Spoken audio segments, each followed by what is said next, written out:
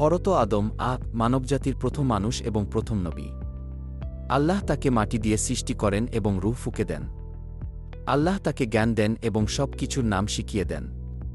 ফেরেশতাদের আদেশ করেন যেন তারা আদম কে সিজদা করে। সকল ফেরেশতা সিজদা করেন, কিন্তু ইবলিস অহংকার করে সিজদা করেনি। আল্লাহ ইবলিসকে জিজ্ঞেস করেন, তুমি কেন সিজদা করলে না? ইবলিস বলল, আমি আগুন দিয়ে সৃষ্টি, আর সে মাটি দিয়ে। কি এই অহংকারের কারণে আল্লাহ ইবলিসকে জান্নাত থেকে বের করে দেন। সে কিয়ামত পর্যন্ত মানুষের শত্রু হয়ে যায়। আল্লাহ আদম কে জান্নাতে রাখেন এবং হাওয়া কে সৃষ্টি করেন। তারা সুখে শান্তিতে জান্নাতে থাকতেন।